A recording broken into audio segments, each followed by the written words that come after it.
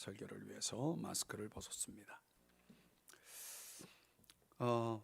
우리가 지난주에 38장, 39장을 살펴봤죠. 하나님께서 이제 욥에게 다시 질문을 계속하고 있습니다. 오늘 우리가 살펴볼 주제는 크게 두 가지인데요. 첫 번째는 두 마리 짐승에 대해서 이야기하는 내용입니다. 40장, 41장을 보시면 하나님께서 두 마리의 큰 짐승 베헤못, 40장 15절에 그 이름이 나오죠. 40장 15절에 보면, 여러분 성경을 보시면 베헤못, 그리고 41장 1절에 보면 리워야단 이렇게 두 마리의 큰 짐승에 초점을 맞추고 있습니다. 사실 이 짐승들은 둘 다 욥 당시에는 아주 대단한 감탄과 두려움의 대상이 되었던 짐승들로 알려져 있습니다. 원래 팔레스틴이 원산지는 아니지만 특별히 여기 나오는 그 베헤못, 40장 15절에 나오는 베헤못은 정확하게 뭐냐, 이게 이 실체가 뭐냐, 학자들이 연구를 하면서 어떤 학자는 코끼리다, 어떤 학자는 하마 아시죠? 하마, 입이 큰 하마. 원래 이 단어는 베헤못이라고 하는 단어는 큰 네 발을 가진 짐승이라는 뜻이거든요. 그러니까 어떤 구체적인 그 짐승의 이름을 밝히고 있지는 않아도 이 내용상 성경학자들의 연구에 의하면 이거는 아마도 하마일 것이다, 이렇게 해서 여러분 성경 맨 아래 보면은 관주가 그렇게 나와 있죠. 보이시나요? 있죠. 하마로 볼 수도 있음, 이렇게 나와 있죠. 우리가 이제 이 관주를 그대로 받아서 하마라고 생각을 하시고, 이 하마는 사실 당시의 욥이 본 적은 없어요. 아마 이 베헤못을 이야기할 때 욥은 상당히 이렇게 상상하면서 하나님의 말씀을 들었을 것입니다. 이런 짐승이라면 하면서 하나님의 말씀을 들었겠죠.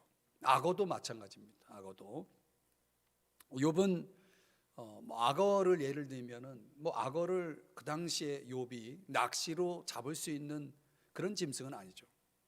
그런 동물은 아니죠. 또 악어를 잡아가지고 일을 시킬 수 있는 것도 아니고요, 그죠? 소나 양도 아닌, 그러니까 어떻든 일을 시킬 수 있는 것도 아니고 애완용으로 여길 수도 없었을 것입니다. 그 말씀이 41장 2절, 4절, 5절에 보면 나오죠. 한번 볼까요? 너는 밧줄로 그 코를 꿰 수 있겠느냐? 이거는 이제 낚시를 얘기하는 겁니다. 낚시로 악어를 잡을 수가 없겠죠. 오늘날 또 그런 기술이 또 있을지 모르겠지만 이 욥 당시에는 불가능했을 겁니다. 4절에 가보면 어찌 그것이 너와 계약을 맺고 너는 그를 영원히 종으로 삼겠느냐? 영원히 종으로 삼겠느냐? 그렇게 할 수가 없는 겁니다. 5절에 가보면 끝부분에 보면 그것을 메어두겠느냐 그랬어요. 메어두겠느냐? 애완용으로 또 여길 수도 없는 것입니다. 왜 하나님은 이런 큰 두 발 가진 그 짐승을 하마든 리워야단이든 어떻든 악어든 이 뛰어난 피조물을 40장 41장 아주 긴 내용으로 소개를 하고 있어요. 그 실체에 대해서 우리는 이제 정확히 뭐다라고 말할 수는 없지만은 왜 이렇게 자세하게 그 두 큰 짐승을 지금 설명하고 있는가? 이 내용대로라면은 당시에 정말 뛰어난 피조물이 아닐 수가 없는 거죠. 굉장히 강한 피조물이죠. 근데 그렇게 감히 욥이 어떻게 할 수 없는 그 강한 피조물을 만드신 분이 계시죠. 그분이 누굽니까? 하나님이시죠. 욥이 제어할 수 없는, 통제할 수 없는, 감당할 수 없는 그 큰 짐승을, 동물을 창조하신 하나님은, 그 강한 피조물을 만드신 하나님은 얼마나 더 강하시겠냐, 얼마나 더 위대하시겠느냐라고 하는 것을 드러내고 있는 것입니다. 그래서 40장 15절을 볼까요? 한번 같이 읽어봐요. 시작. 내가 너를 지은 것 같이 그것도 지었느니라. 내가 창조주다, 이렇게 말씀하고 있는 거죠. 근데 왜 하나님께서 이 40장 41장에 관한 이런 말씀들을 길게 하고 있느냐? 여러분 들어보셨는지 모르겠지만 신정론이라고 하는 것이 있습니다. 여기에 대해서 이제 욥이 주장한 것에 대한 하나님의 답변이라고 생각하면 됩니다. 욥이 어떤 말을 했냐면, 이 세상을 지배하시는 하나님의 방식에 대해서 뭔가 큰 불만을 갖고 불평을 하고 있었던 것이죠. 그 내용이 어디에 나오냐면 21장 한번 다시 가보면요, 21장에서 욥이 이런 말을 했습니다. 전능자가 누구이기에 우리가 섬기며 우리가 그에게 기도한들 무슨 소용이 있으랴. 그러면서 예를 들기를 23절에 가보면 어떤 사람은 죽도록 기운이 충실하여 안전하며 평안하고, 또 25절 26절에 가보면 어떤 사람은 마음의 고통을 품고 죽음으로 행복을 맛보지 못하는도다. 이게 왜 이렇게 이런 불합리한 일들이 일어나느냐? 이거 뭔가 세상을 다스리는 하나님의 방식에 이 불만을 지금 토하고 있는 것입니다. 26절에 보면 이 둘이 매 한 가지로 흙속에 넣고 그들 위에 구더기가 덮이는구나, 이렇게 욥이 불평을 늘어놓았죠. 하나님은 여기에 대해서 말씀하고 있는 것입니다. 40장 10절의 말씀으로 다시 와보면, 현대어 성경으로 보면, 그래서 하나님이 이렇게 제안하고 있는 거죠. 그렇다면 너가 한번 해봐라. 너가 한번 해봐라. 그럴 수 있다면 영광과 위엄으로 내 자신을 꾸며보아라. 영화와 아름다움으로 단장해보아라. 현대어 성경의 말씀인데, 이 말씀은 쉽게 얘기하면 너가 한번 세상을 다스려 보거라. 너가 정말 의롭게 세상을 다스린다면 내가 너를 인정하겠다, 내가 너를 칭찬하겠다, 이렇게 말씀을 하고 있는 거예요. 12절 14절에 가보면 너가 이렇게 한번 해봐라, 이렇게 얘기하는 거죠. 그래서 14절에 말씀하는 대로 내가 그렇다면 너를 칭찬할 거고 너를 인정하겠다라고 말하고 있는 것입니다. 여러분, 하나님이 다스리는 방식이 불만이라면, 만약 내가 그 하나님 위치에서 내가 세상을 다스린다면 나는 어떨까? 하나님이 욥에게 그런 제안을, 그런 질문을 던지고 있는 겁니다. 왜 그러는가? 40장 8절의 말씀을 한번 보겠습니다. 이건 한번 같이 읽어봐요. 시작. 내가 내 공의를 부인하려느냐, 내 의를 세우려고 나를 악하다 하겠느냐. 바로 이것. 지금 욥은 하나님의 공의를 뭐 하고 있습니까? 부인하고 있는 거죠. 하나님 의롭지 않다는 거예요. 그 의롭지 않다라는 그 욥의 불평은 역으로 말하면 자기는 의롭다는 거죠.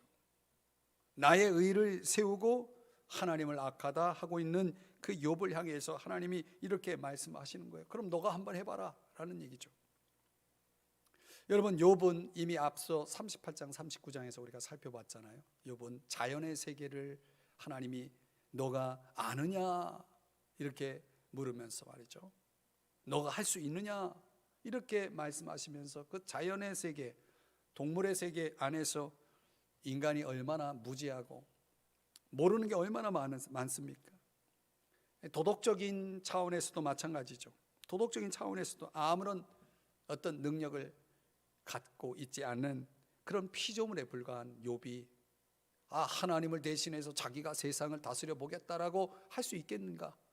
그럴 수 없다는 것이죠. 그래서 40장 9절을 한번 보시면 내가 하나님처럼 능력이 있느냐, 이렇게 하나님께서 질문을 던지고 있는 겁니다. 여러분, 이런 질문 앞에 우리도 한번 속으로 한번 생각해 보세요. 내가 하나님처럼 능력이 있느냐, 이렇게 질문했을 때 우리는 어떻게 대답할 수 있습니까? 여러분은 어떻게 대답할 수 있습니까? 지금 하나님은요, 무엇을 계속 지금 욥에게 말씀하고 있냐면 하나님은 의로우시다, 하나님은 변함없이 의로우시다, 이걸 지금 계속 욥에게 강조하면서 그 내용을 지금 이야기하고 있는 것입니다. 다시 정리해 보면 여러분, 하나님은 정말 지혜로우신 분 아닙니까? 그렇죠? 우리와 달리 하나님은 이 자연의 세계를 지으셨잖아요. 지으셨을 뿐만 아니라 모든 걸 다 아세요. 그래서 욥에게 그렇게 자꾸 질문하잖아요. 너 이거 아니야? 너 이거 아니야? 하나님은 다 아신다는 거죠. 거기에 비해서 욥도 저와 여러분 피조물인 우리는 모르는 게 너무 많잖아요. 그렇죠? 하나님은 다 아신다. 이걸 뭐라고 그래요? 전지라고 얘기하죠. 전지하신 하나님, 모든 걸 다 아신 하나님이다. 하나님은 능력이 있으시잖아요. 여러분, 피조물 중에 그렇게 강한 두 큰 짐승을 예를 들면서 그거를 지으신 분인 만큼 얼마나 능력이 많으신 거예요. 그렇죠? 그 강한 짐승을 지으신 분인 것처럼 모든 걸 다 행할 수 있는 그런 하나님, 이런 하나님을 뭐라 그래요? 전능하신 하나님. 한번 따라 하십시다. 전능하신 하나님. 그래서 이제 하나님께서 지금 욥에게 질문하면서 이런 논리로 이제 이야기를 하는 겁니다. 만일 정말 하나님이 전지하시다면 그분이 모르시는 고난이 있을 수 있습니까? 그분이 모르시는 고난이 있을 수 있습니까? 없죠. 그럼 욥의 고난을 아신다는 이야기 아닙니까? 또 만일 하나님이 전능하시다면 하나님은, 그 전능하신 하나님은 원하는 걸 다 할 수 있잖아요. 원하는 걸 다 할 수 있잖아요. 이 세상에 고난이 존재하는 것 또한 하나님이 그 고난 어떻게 할 수 있잖아요. 이렇게 놓고 보면 하나님의 그 전지전능하심과 하나님의 그 선하심이 이 고난이라는 개념과 충돌이 일어나는 거예요. 고난이 있다는 거 아시고 뭐든지 다 하시는 분이, 거기에다가 선하시다라고 말씀하신 하나님이 내가 당하는 이 고난의 문제를 이걸 이렇게 해결을 못 하시니 어찌 그것이 하나님의 전지전능하심을 믿을 수 있다는 말인가? 이게 이제 욥이 가지고 있는 의문 아닙니까? 그러니까 얼마나 많은 사람들이 이런 동일한 의문을 갖고 삽니까? 그렇기 때문에 결론적으로 보면 하나님은 지혜로울 수 없고 하나님은 능력이 있을 수 없고 하나님은 의로울 수 없다라고 하는 그런 결론을 갖고 있던 욥이 오늘 이 하나님께서 이런 여러 가지 질문 말씀을 통해서 욥이 배운 것이 이거라는 거예요. 뭐냐? 잘 들어보세요. 정말 만일 하나님이 지혜로우시면서 의로우시지만 능력이 없다면, 이 세 가지를 가지고 얘기를 하는 겁니다.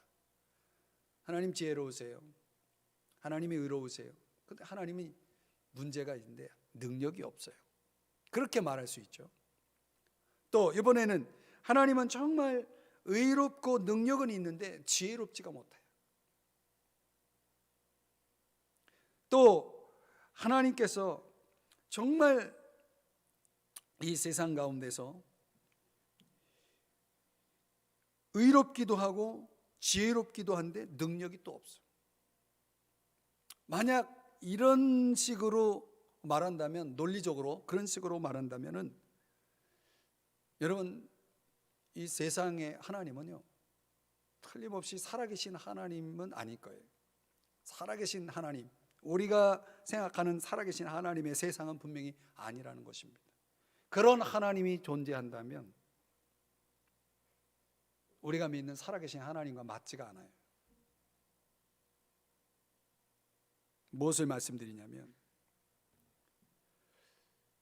사람들은 자기가 믿는 하나님을 논리적인 차원에서 이해하려고 애를 쓴다는 거죠. 결국 욥과 그리고 욥의 세 친구들이 끊임없이 그들이 서로 논쟁하면서 대화를 나눴던 내용의 그 모습은 그들은 하나님이라는 존재를 이렇게 논리적으로, 철학적으로 계속 탐구를 했던 것이죠. 그런데 진정 우리가 아는 대로 욥의 하나님은요, 논리적으로 설명할 수 없는 거예요. 조금 전에 설명드렸던 것처럼 전지전능하시고 선하신 하나님과 이 고난이라는 개념을 연결하면 그건 논리적으로 설명이 안 돼요.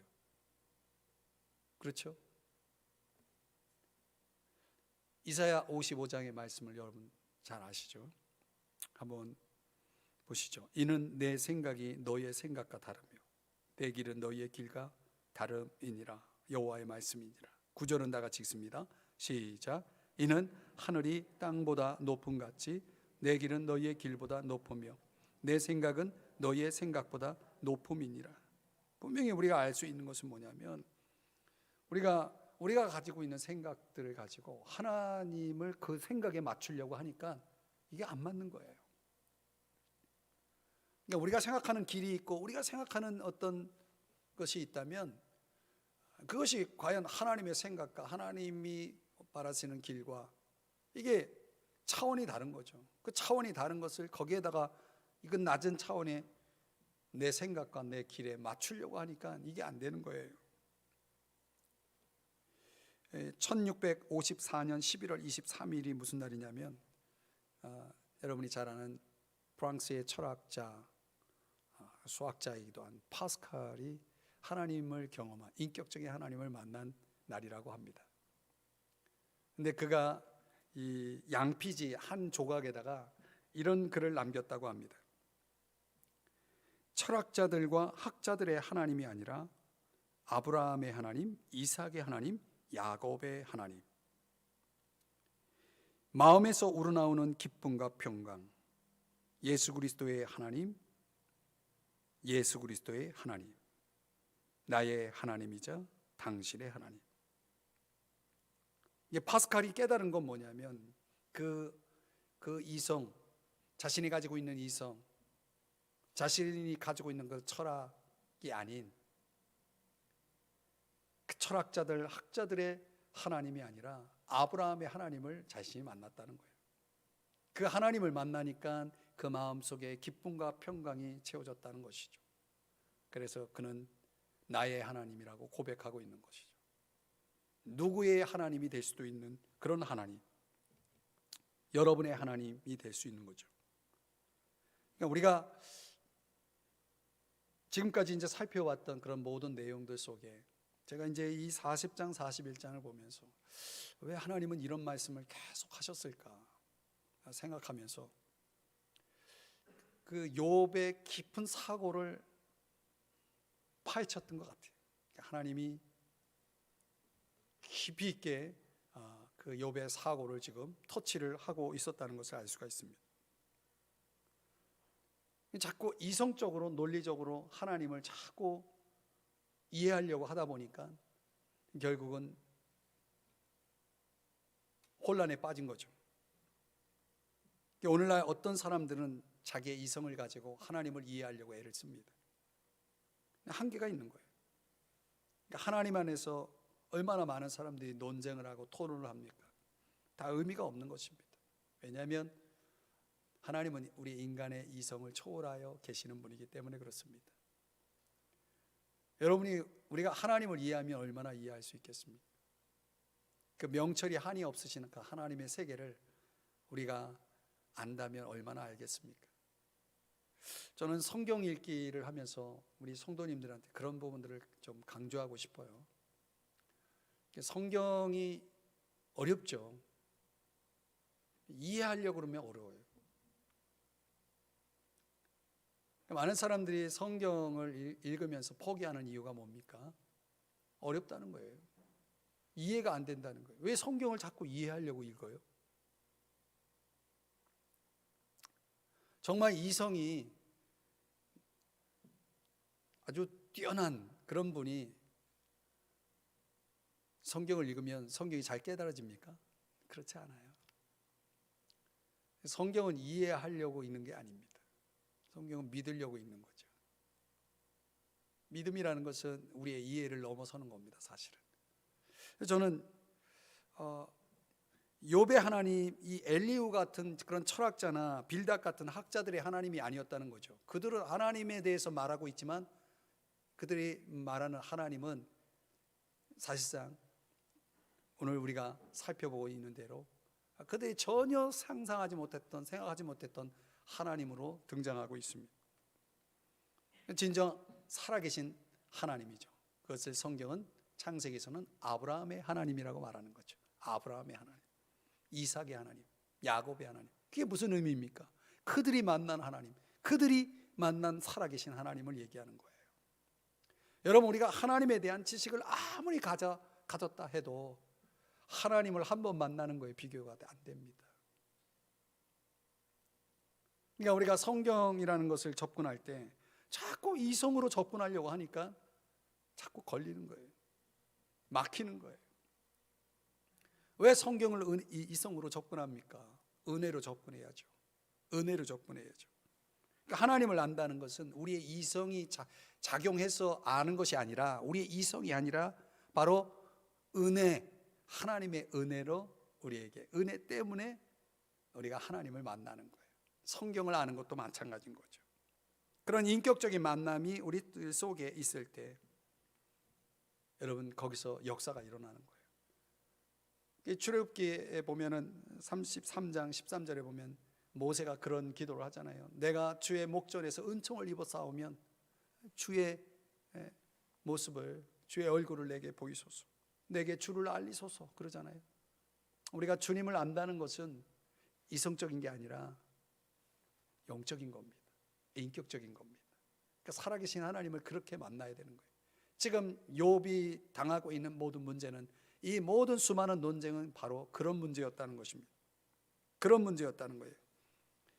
여러분, 사울이라는 사람은 얼마나 굉장한 지식을 가지고 있었던 사람이에요. 학자 중에 학자죠. 바리새인 중에 바리새인이죠. 그가 율법 학자로서 말 그대로 철저하게 흠이 없이 율법을 가지고 살았던 사람입니다. 그러나 그는 얼마나 어리석었습니까? 나사렛 예수를 핍박했던 자 아닙니까? 그가 다메섹 도상에서 예수님을 만나자 그 인생이 완전히 달라지잖아요. 그러니까 다메섹 도상에서의 그 만남이 있기 전까지의 사울이었던 그 바울은 정말 어리석은 인생을 살고 있었던 거죠. 그가 가지고 있는 그 수많은 하나님에 대한 말씀에 대한 지식은 아무 의미가 없었다는 거예요. 욥이 알고 있는 그 수많은 하나님에 대한 지식은 바로 이 40장 그리고 42장에 와서 하나님을 만나기까지는, 그 욥이 알고 있었던 하나님은 욥이 당하는 그 모든 고난 속에서 오히려 더 깊은 수렁으로 빠지게 했다는 거죠. 자신이 가지고 있는 지식이 욥을 더 힘들게 만들었다는 거예요. 욥을 더 낙심하게 만들었다는 거예요. 욥을 더 나락으로 떨어뜨렸다는 것입니다. 이게 굉장히 중요한, 여러분 오늘 여러분들이 꼭 기억해야 될 중요한 사실입니다. 그러므로 여러분, 우리는 우리 이성을 의지하지 말아야 됩니다. 우리 이성을 의지하지 않고 뭘 의지해요? 하나님의 은혜를 구하시기 바랍니다. 하나님의 은혜를 구해야 됩니다. 여러분, 성경을 읽을 때도 하나님의 은혜를 구해야 됩니다. 하나님의 은혜를 구할 때, 내가 주님 알기를 원합니다, 하나님의 은혜를 구할 때, 그때 하나님께서 여러분에게 보여주시고 만나게 하시고 깨닫게 하시고 이해하게 하시고, 그러면서 여러분이 신앙적으로 깊이 있게 들어가는 거예요. 오늘 본문에서 보면은 저에게 이제 이런 깨달음이 왔어요. 뭐냐면 굉장히 논리적으로 서로 막 토론하면서 논쟁하면서 누가 옳다 막 서로 막 그렇게 지금 대화를 나눴잖아요. 그런데 지금까지 우리가 살펴왔던 내용에 의하면 그 세 친구, 또 욥이 가지고 있었던 그 모든 생각들, 이런 것들이 다 논리적으로 문제가 있어요. 결함이 있어요. 그리고 그들이 이해할 수 없는 삶의 테두리를 지금 가지고 있어요. 신앙적으로 지금 깊이 갈등하고 있었다는 거죠. 이런 모든 문제들이 그냥 한 방으로 끝났다는 거예요. 어떻게? 하나님을 만남으로. 여러분, 하나님을 만나면 결국은 욥과 그 세 친구들이 가지고 있었던 이런 모든 문제들이 다 끝나는 거예요. 다 해결되는 거예요. 그래서 살아계신 하나님을 만나면 모든 게 다 풀려요. 제가 욥기를 통해서 깨달은 게 그거예요. 하나님을 만나면 다 끝나는 거예요. 방황이 끝나요. 논리가 끝나요. 이해할 수 없는 게 끝나요. 신앙적 갈등이 끝나요. 하나님을 만나야 되는 겁니다. 인격적으로 하나님을 만나야 되는 겁니다. 오늘날 수많은 신앙인들이 뜰을 밟고 그냥 갑니다. 지성소로 못 들어가요. 하나님을 만나고 나와야 되는데, 하나님을 만나고 돌아가야 되는데, 하나님은 만나지 못하고 하나님에 관해서 열심히 듣고 가요. 이게 문제인 것입니다. 자꾸 이성으로 들어가려니까 이게 됩니까? 여러분, 어둠의 문제를 해결하는 방법이 뭡니까? 빛밖에 없는 거예요. 빛이 있으면 되는 겁니다. 그러니까 인간이 가지고 있는 모든 어둠의 영역들은 빛이라는 하나님을 만나면 다 해결되는 거예요. 할렐루야. 오늘 저는 그걸 깨달았어요. 이 말씀을 통해 그걸 깨달은 거예요. 아주 이게 신앙생활에 있어서 정말 중요한 핵심입니다. 여러분, 우리가 하마를 통제할 수 있습니까? 여러분, 우리 삶에 들어와 있는 고난의 문제를 우리가 통제할 수 있습니까? 우리가 어떻게 그것을 만지작거릴 수 있습니까? 그럴 수 없는 겁니다.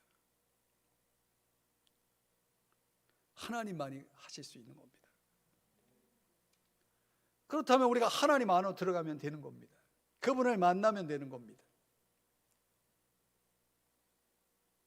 그래서 욥은 이제 하나님을 신뢰해야 되겠다. 하나님 믿어야 되는구나. 하나님을 믿어야 되는구나. 내 문제를 하나님께 이제 맡길 수 있겠구나. 내가 내 문제를 진짜 맡겨야 되겠구나. 그렇게 결론을 내리고 나니까 이제 욥의 방황이 끝납니다. 그게 오늘 42장 6절까지의 내용입니다. 하나님은 창조주이시잖아요. 세상을 다스린다고 하잖아요. 그 세상을 다스리는 하나님께서 뭘 못하시겠습니까? 그래서 욥이 결론적으로는 이런 결론에 도달한 거죠. 하나님은 모든 걸 다 할 수 있다면 내가 겪고 있는 고난조차도 하나님께서 그걸 선하게 바꿀 수 있겠구나. 제가 어느 날 이 성부, 성자, 성령 삼위일체 하나님, 그걸 제가 깨달은 방법이 이 방법이었어요. 어떻게 세 분이 한 분이지? 아무리 논리적으로 이성적으로 아무리 연구를 해도 답이 안 나와요. 도대체 이해가 할 수 없어요. 그래서 어느 순간 하나님께서 저에게 이렇게 말씀하시더라고요.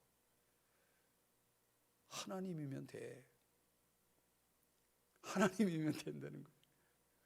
세 분이 한 분일 수 있는 건 하나님이니까 가능한 거예요. 그러니까 동정녀 탄생, 그거 어떻게 믿으라는 거예요? 하나님이니까 가능하다는 거예요.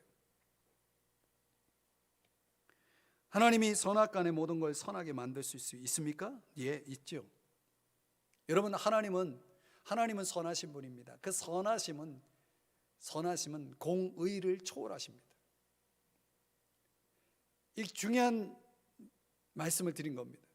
하나님의 선하심은 공의를 초월합니다. 이게 무엇을 얘기하냐면 이것 때문에 우리는, 저와 여러분은 고난이라는 것을 죄의 결과로 보지 않고 은혜의 기회로 볼 수 있는 시각이 열리는 겁니다.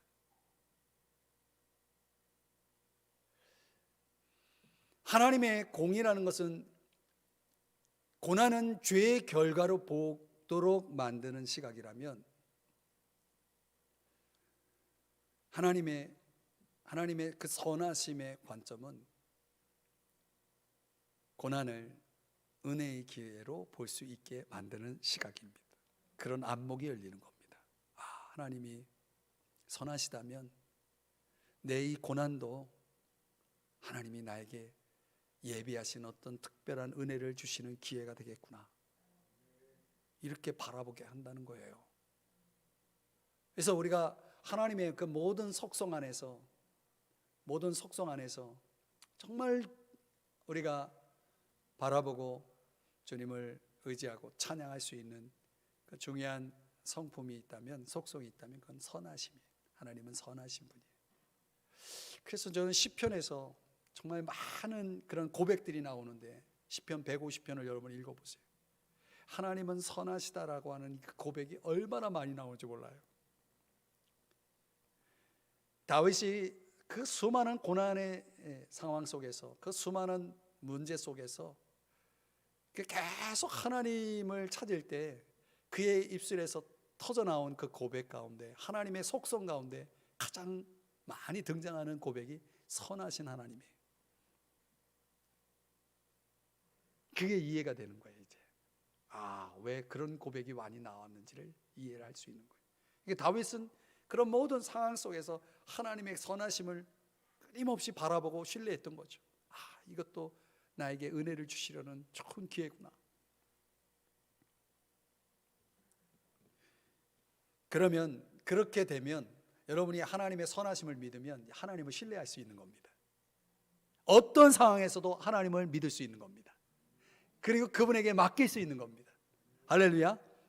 그래서 욥이 이제 새로운 차원으로 들어가는데, 그 새로운 차원이 뭐냐? 하나님의 임재 속으로 들어가는 겁니다. 하나님께 진정으로 맡길 수 있는 사람, 하나님을 진정으로 신뢰할 수 있는 사람은 하나님 속으로 자기를 집어넣을 수 있는 겁니다. 그래서 둘째로 욥의 회개가 나오는 겁니다. 사람들은 종종 이렇게 생각합니다. 내가 낙심에 빠져 있으면 이런 생각을 하는 거예요.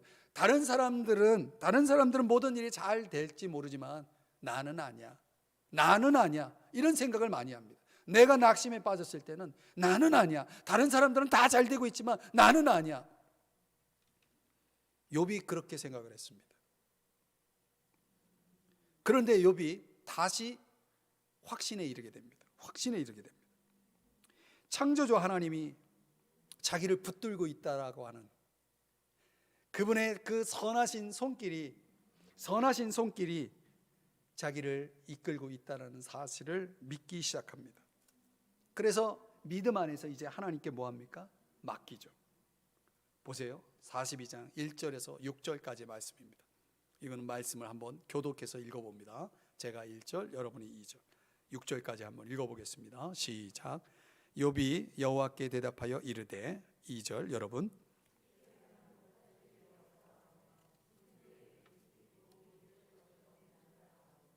3절, 무지한 말로 이치를 가리는 자가 누구니까? 나는 깨닫지도 못한 일을 말하였고 스스로 알 수도 없고 헤아리기도 어려운 일을 말하였나이다.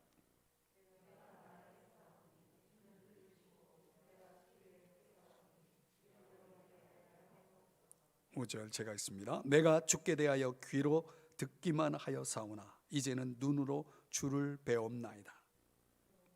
6절 다 같이, 그러므로 내가 스스로 거두어 드리고 티끌과 제 가운데에서 회개하나이다.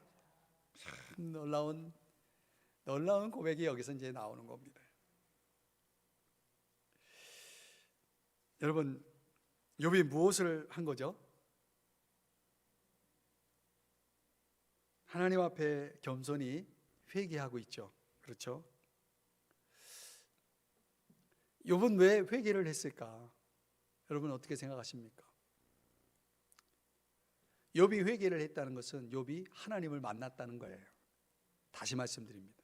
욥이 회개를 했다는 것은 욥이 살아계신 하나님을 인격적으로 만났다는 의미입니다. 여러분, 살아계신 하나님을 만난 사람들의 특징이 뭔지 알아요? 회개하는 겁니다. 오늘 여러분이 이 시간 다른 건 몰라도, 앞에서 얘기한 것도 말씀도 중요하지만 지금 나누는 말씀을 꼭 기억하셔야 됩니다. 하나님을 만났다는 증거가 뭐예요? 회개예요. 회개가 빠져 있는 건 하나님을 만난 게 아닙니다. 여러분, 다른 성경을 한번 예를 들면 그런 겁니다. 예수께서 밤새도록 고기를 한 마리도 잡지 못한 그 베드로에게 깊은 이 물에 그물을 던지라고 명령을 하시죠. 말씀하셨습니다. 그랬더니 어떤 일이 일어났습니까? 찢어질 만큼 많은 고기를 잡았어요. 이게 배가 가라앉을 정도의 그 정도의 어획량을 얻은 겁니다. 이게 얼마나 놀랬겠어요. 아니, 분명히 고기 잡는 거라면 둘째가라면 서러울 정도로 베테랑인데 한 마리도 잡지 못했는데, 전혀 상상하지 못한, 전혀 예측하지 못하는 장소에 가서 그물을 내리라는 거예요. 그랬더니 결과가 그렇게 큰 어획량을 얻었을 때 얼마나 당황했겠어요. 지금까지 자신이 쌓아온 그런 이 경력, 경험, 지식, 그런 게 다 무너지는 거죠. 그러니까 하나님의 우리 주님의 그 능력, 그 베드로의 눈앞에 나타난 그 기적 능력을 통해서 예수 그리스도 앞에 이 베드로가 완전히 압도가 된 거죠.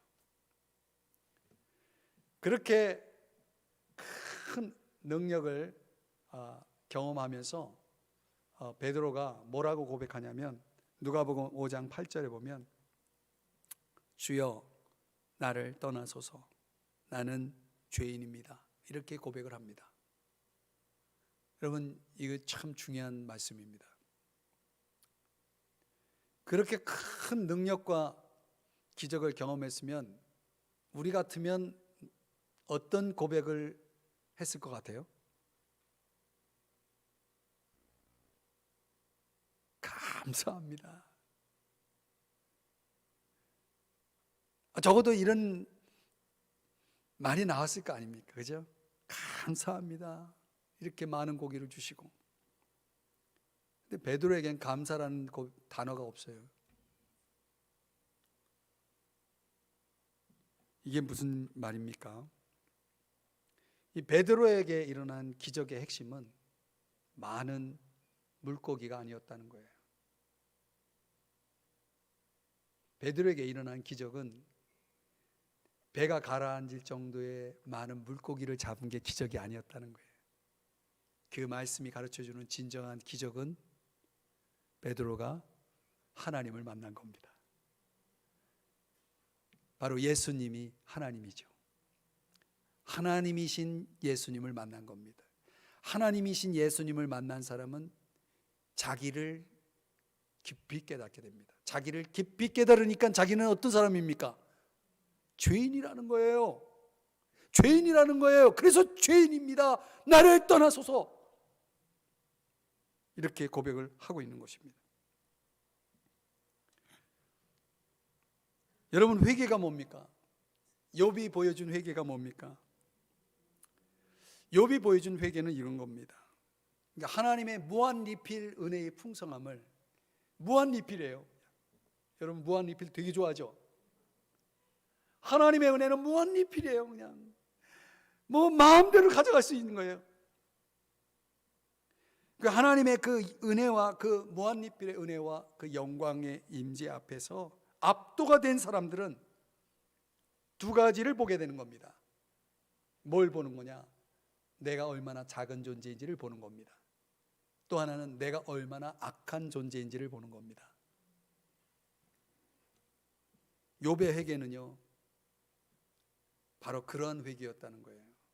내가 얼마나 작은 존재이고 내가 얼마나 악한 존재인지를 깨달은 거예요.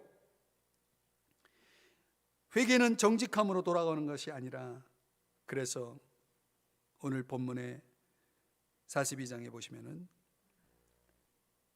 회개하면서 욥이 뭐라고 고백하냐면, 티끌과 죄 가운데, 죄가 아니라 죄 가운데, 티끌과 죄 가운데. 여러분, 티끌과 죄가 뭡니까? 이게 인간이에요. 인간은 어디서 왔습니까? 티끌에서 온 거예요. 정확하게 말하면 창세기 2장 7절에서 말하는 그 흙은 영어로는 dust입니다. dust가 뭐냐면 먼지예요. 바로 이 티끌을 얘기한 겁니다. 욥이 드디어 깨달은 거예요. 내가 티끌이구나, 먼지구나. 그리고 여러분, 인간이 죽으면 뭐만 남습니까?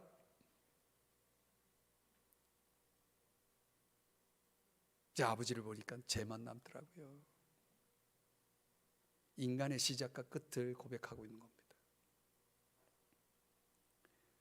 욥기 2장 8절에 보면 욥의 죄 가운데서 앉아서 슬퍼합니다. 이게 슬픔의 죄입니다. 슬픔의 죄. 너무 슬퍼서 죄 가운데 앉아 있는 겁니다.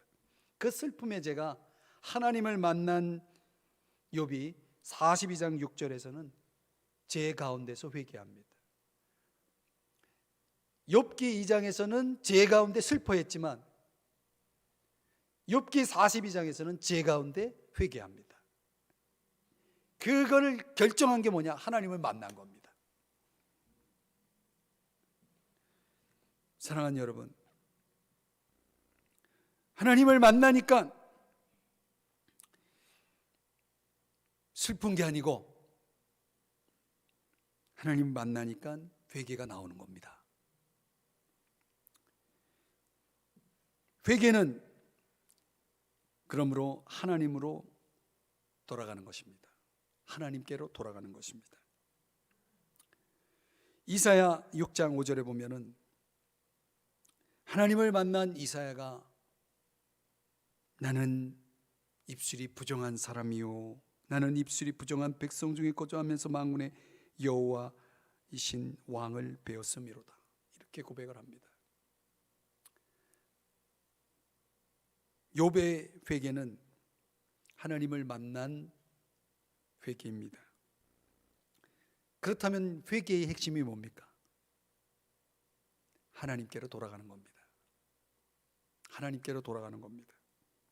그 하나님께로 돌아간 회개의 열매가 뭐냐면 아멘입니다. 그게 아멘.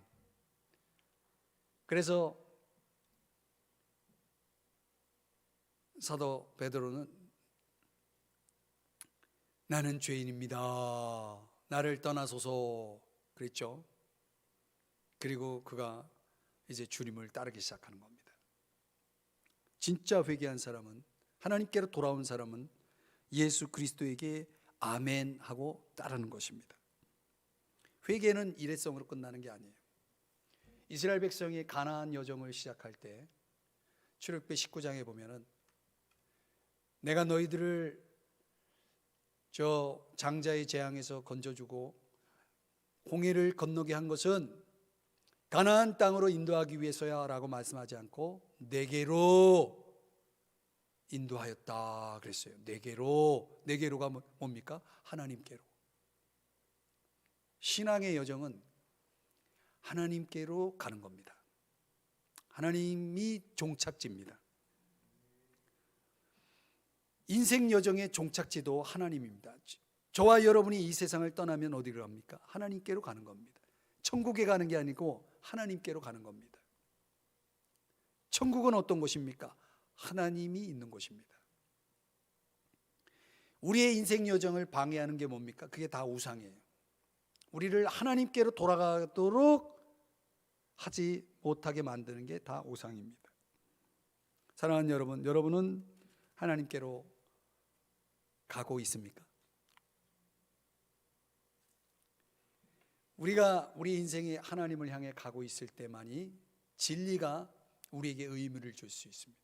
그 진리에 대해서 관심을 갖게 되는 거죠. 하나님의 은혜가 우리에게 참 만족을 주는 것입니다.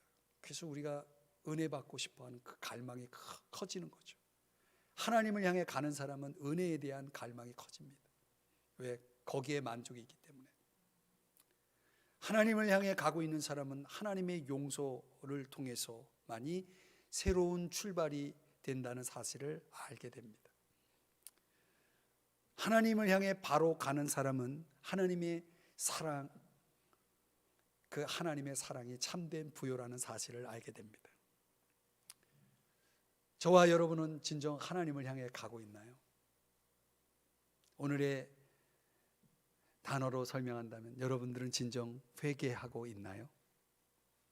그걸 다시 말한다면 여러분들은 진정 하나님을 만나고 있나요? 오늘 이제 말씀을 적용해 보겠습니다. 저는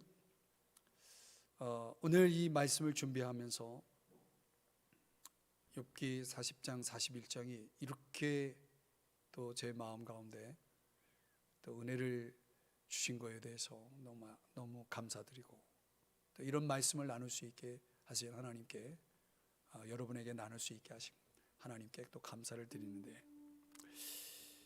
정말 우리가 이런 하나님의 질문들을 가지고 정말 우리에게 적용해 본다면 하나님이 이렇게 저와 여러분에게 말씀하시는 것 같아요. 너는 나를 얼마나 신뢰하고 있냐? 너는 나를 정말 얼마나 맡기고 있느냐? 이걸 하나님이 계속 묻고 계시는 것 같아요. 그런 질문으로 이 모든 욥을 향한 질문이 그렇게 와닿아요.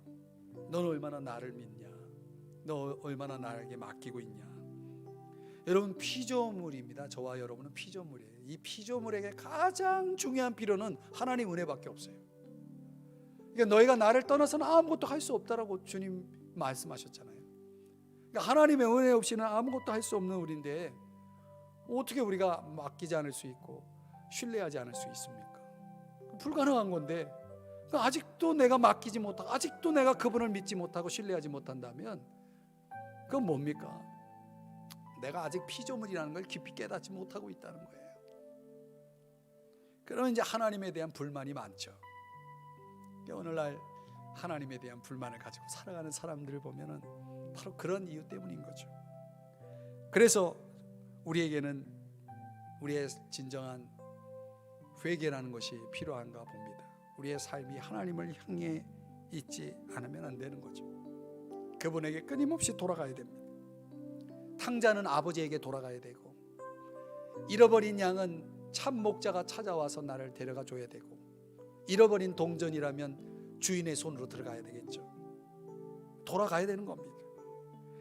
여러분, 예언서 선지서를 17권을 읽어보세요. 돌아오라는 말씀이 얼마나 많이 나오는지 몰라요. 우상을 버리고 하나님께로 돌아오라, 이 말씀이 얼마나 많이 나오는지 몰라요. 돌아와야 되는 거예요. 하나님께로 돌아가야 되는 거예요. 그분에게 돌아가야 우리 인생이 참된 인생이 되는 것입니다. 저는 우리 삶에 찾아온 막다른 골목은 우리를 회개로 초대하는, 우리를 회개로 이끄는, 회개의 자리로 이끄는 하나님의 초대장이라고 봅니다. 하나님의 초대장. 우리 인생의 막다른 골목을 만났습니까? 하나님이 날 초대하시는구나. 이제 내가 돌아갈 때가 됐구나. 돌아갈 때가 됐구나. 하나님 앞에 회개로 돌아서고 순종으로 결단할 때 우리의 삶은 새로운 세계가 열리는 것, 새로운 인생이 열리는 것입니다. 그때부터 진정한 의미 있는 인생이 이루어지는 것이죠. 성경의 욥기는 바로 우리에게 그걸 가르쳐주고 있다는 것을 다시 한번 깊이 깨닫게 됩니다. 사랑하는 여러분, 오늘 우리가 기도하기에 앞서서 두 가지를 꼭 기억하십시다. 내가 진정 피조물이라는 걸 다시 한번 인정하고,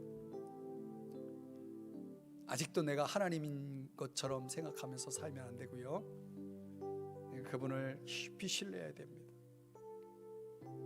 그분에게 맡기지 않고는 아무것도 되는 게 없어요. 아무것도 되는 게 없습니다. 저는 그렇게 생각합니다. 그분에게 맡기지 않고는 아무것도 되는 게 없습니다. 되는 것도 되는 게 아닙니다. 다 맡겨야 됩니다. 다 믿어야 됩니다. 다 신뢰해야 됩니다. 그래서 그분을 신뢰해야 됩니다. 그리고 끝까지 한눈 팔지 말고 좌로나 우로나 치우치지 말고 하나님만 향하여 가야 됩니다. 하나님만 향하여 가야 됩니다. 그래서 이브리서 12장 2절에는 믿음의 주요 온전하게 하시는 이인 예수를 바라보자. 거기 보면, 이 원어에 보면 우리의 눈을 고정하자 그랬어요. 고정하자, 바라보고 가자. 우리의 앞에 당한 경주를 경주하자, 그렇게 말씀하고 있거든요. 그러니까 계속 하나님을 향해 가는 겁니다. 그것이 오늘 우리가 배우고 익혀야 될 가장 중요한 레슨, 오늘 하나님께서 저와 여러분에게 주신 겁니다. 오늘 다시 한번 이 말씀 붙잡고 우리 한눈 팔지 말고 다른 데 눈 돌리지 말고 주님에게로 돌아가는, 계속해서 그분에게 달려가는 저와 여러분 될 수 있기를 주의 이름으로 축복합니다. 축복합니다. 기도하겠습니다.